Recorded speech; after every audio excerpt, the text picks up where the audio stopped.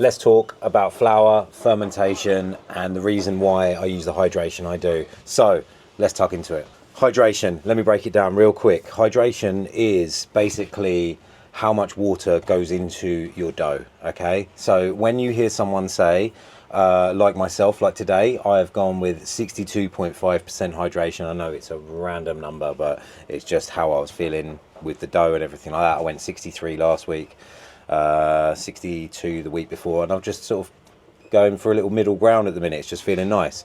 So 62.5% hydration. When you hear that, it's basically called a baker's percentage. So what that means is it's got 62.5% means that, say, let's work off a kilo of flour. So say my flour is always going to be my 100%, okay? So the hydration is a percentage of that 100% of the flour. So say I've used 1 kilo, which is 1,000 grams, because we're going to break it and we're going to make it really simple. This is what I do.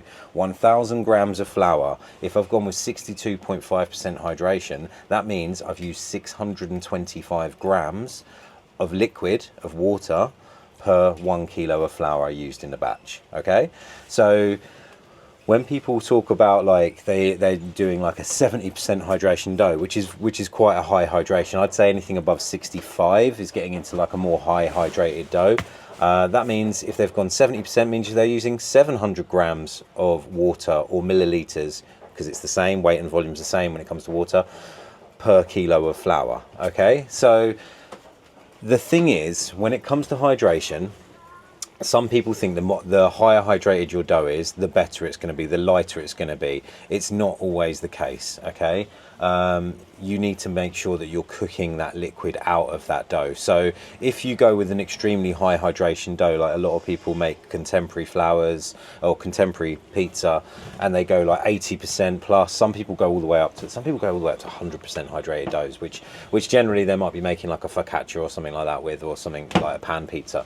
But they'll be using extremely strong flour, one that can suck up a lot of moisture, one that has a very high absorption sort of rate and level. But also they're probably going to be cooking it a little bit lower, a little bit slower, a little bit longer, just to make sure all of that liquid and all that moisture is cooked out of that dough. So, you know, classic Neapolitan, which is kind of where I kind of sit around, I sort of classic with a few little differences, is generally anywhere from around 58% to about 62% hydration. It's not highly hydrated.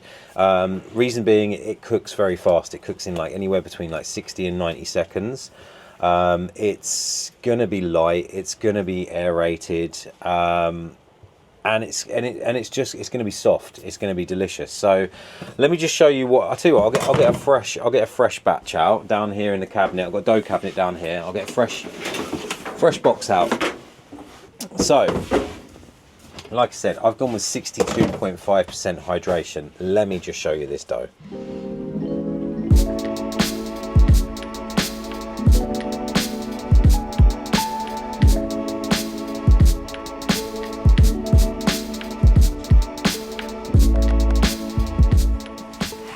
Looks good, doesn't it? Right, so this is my dough today, and like I said, it is running 62.5%, so 625 grams of water per kilo of flour used. Now, this dough is going to last ages, so I use a certain blend of flours. I blend my flours to get the kind of consistency and the dough exactly how I like it. Now, all flours are different. Okay, so I use Molino della Giovanna. Sometimes I use their 00, their Napolitana 00, which is designed for classic Neapolitan pizza. But they also do a 2.0 version. Now the 00 is a 00 grade. It's very finely milled grade flour.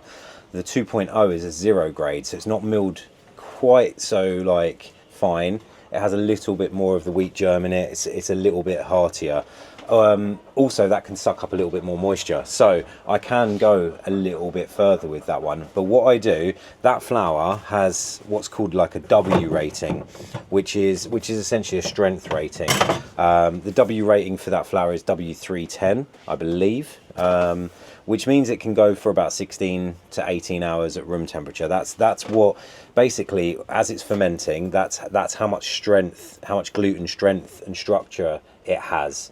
It tells me that flour can hold on to itself for a certain amount of time, because what's happening is when you mix water with flour and you add yeast, what happens is that water suddenly activates the yeast, and the flour and everything gets activated. And when you build up gluten by spinning it in your mixer or mixing it with your hands, you build up this like gluten network, okay? And what happens is the yeast then starts to feed on the sugars in the flour, and what happens is it starts to feed on it, and then it just farts out all these little gases, these little bubbles, okay? And that is what makes your dough nice and light and causes it to grow. Now, if you're using a flour that isn't strong enough, what's going to happen is, and you're trying to ferment for a very long time, what's going to happen is your flour is going to basically get to a point where the yeast is fed on all the sugars in it and it has nothing left to feed on. So what happens is your dough just keeps rising to a point, and if it hasn't got enough gluten strength in it and enough structure, and it's basically all the sugars of like all the yeast has eaten all the sugars in the flour, it basically has nothing else to give, so it just flattens out and it gives up, and you lose all that strength, and you end up with a dough ball that is going to rip. It's not going to have that gluten strength. It's just going to open up really easily. Now flip it around the other way. If you've used a flour that is too strong and you've made a really good strong gluten structure and a good strong dough, and it's fermented too slowly, or you haven't fed it enough like yeast, for example, or you didn't get it warm enough, so the party didn't start, because yeast likes to be at a certain sort of temperature, then what's going to happen is it's not going to grow, and it's basically it's just going to flatten out, because it's going to relax, but like your dough balls are going to be flat, and they're not going to be nice and plump like these nice plump balls here. And they're just gonna gas out. They're gonna flatten out, because what's gonna happen is that hydration in it, that water in it, is essentially like there's no structure left, because it's not the yeast isn't feeding enough, and it's not eating the sugars, and it's not farting out enough gases for it to grow. So all it does is it flattens out. So you end up with these like flat dough balls and a dough that doesn't rise, and also it might be a little bit too strong because it hasn't eaten enough of the sugars and grown and relaxed enough and stuff like that. So also, if you're going to put your like dough in the fridge, you kind of want to be using the certain flour for that, that's designed for a longer fermentation, like 48 hours, 72 hours. So a stronger W rating, like W340 and up, is designed for those longer fermentations, and more of like an all-purpose flour, one that will suck up a lot of moisture as well. But hydration, like I say, it depends on what you're trying to get out of it, but experiment, like stick with one flour. This is what I'd advise. I'm just going to stick my lid on my balls so they don't dry out. I'd always say stick with a flour. Like find a flour that you kind of like the idea of, you like the look of, that's in a good price range.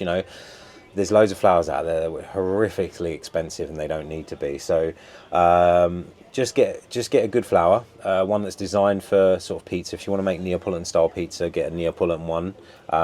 They're normally a 00 or a 0 grade, and they'll normally have a picture of a pizza on the bag.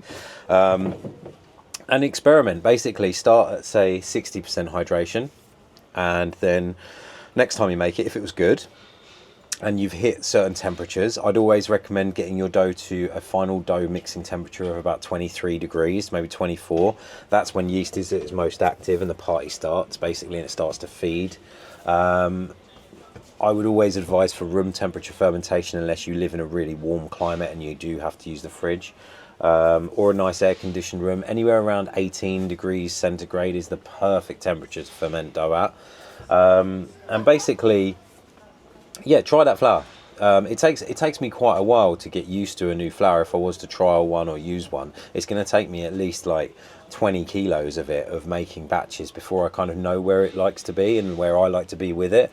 So keep trying, then up it at hydration, go to 61, go to 62, go to 63, see how far you can push it and what kind of difference it makes. Sometimes you can go too far and it doesn't cook out the moisture in the time that I want it to. So it's kind of, you know, figuring out where you like the oven as well. Like I bake around 480 degrees air temperature. I'm baking in about 80 odd seconds. It's kind of where everything likes to be for my pizza, basically. So it's a real tough one, like figuring all this out, but it can be fun. What I'd say is don't, you know, if you're just starting out, if you're just making pizza, kind of, you know, you got to crawl before you walk, right? I'd say start with a lower hydration. Start with just a direct dough, which means it's just flour, water, yeast, and salt. It's mixed, it's fermented, and then that's it. It's like you leave it for an hour, you ball it up, and then you cook it like 8, 10, 12 hours later, something like that. That's a classic direct dough. You can then move into like a double fermentation, where you ferment it as a mass, which is called bulk fermentation first, and then you start to, like, you leave it for like, this is what I do. I leave it for like 8, 9, 10 hours in bulk form, and then I ball it up. The reason I do this is because it suits my timings, basically, and it just suits the way I work. It suits my lifestyle, everything like that. You know, you can get into that, and then you can go, okay, cool, I'm getting comfortable with this. I'm making pizza well. Everything's working. I'm getting used to the feel of it, getting used to the oven. Then start to dip into like maybe going into, you know, making a poolish, which is like a wet pre-ferment. And then you can make a biga, which is like a dry pre-ferment, where you pre-ferment the dough for a certain amount of time, like with just a very low hydrated and just yeast. You don't add the salt. You add that when you mix it the next day. You kind of need a mixer for those two. It makes it a lot easier because it's hard to bring it all together, especially with biga. But you know, and then you can start to play. I mean, you know, you can make yourself a sourdough starter and get into sourdough and everything like that. But it's endless. It just, you know, have fun with it, enjoy it is the main thing, and don't stress about it. But yeah, if you want my full recipe, I talk about a lot of this stuff, my process, exactly how I do it in the van, then check out the video on the end screen and make sure that you guys are subscribing, because I've got loads of information that I want to give you guys. I want you to tell me what you want me to say. I've been doing this for like 9 years. I've made loads of mistakes. I still make mistakes. It's absolutely fine. I don't claim to know everything there is, but I know how to do this. I know how to run my business and how to do the street food thing. So yeah, if you want my full recipe, it's just here.